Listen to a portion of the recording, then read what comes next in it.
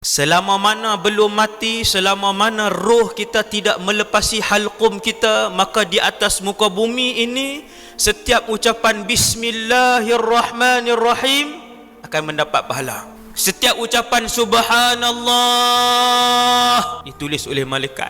Setiap 10 sen yang dimasukkan kerana Allah, maka dikirakan kebaikan oleh Allah Subhanahu wa taala.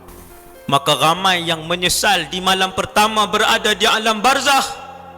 Ramai yang memohon kepada Allah mengulang-ulang, Rabbirji'un, boleh tak ya Allah kembalikan kami sebentar sahaja di atas muka bumimu. Untuk apa wahai yang meminta pada hari pertama di barzakh? La'alli a'malu salihan fima tarakt. Dia kata, ya Allah, bagi aku hidup saja aku nak buat amalan saleh yang tidak sempat aku lakukan. Lalu dijawab oleh Allah, kalla innaha kalimatun huwa qailuha. Tuhan kata tidak sama sekali. Siapa yang akan dikembalikan? Mana ada manusia yang dah duduk di alam barzakh kemudian nak dikembalikan? Takat mana hak buat takat tu ya.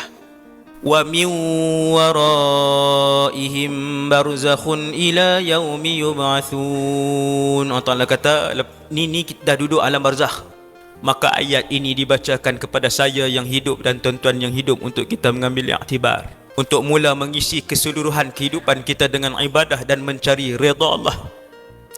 Kerana manusia yang mencari redha Allah dan akhirat, beliau akan diberikan dunia dan kekayaan oleh Allah Subhanahu wa taala.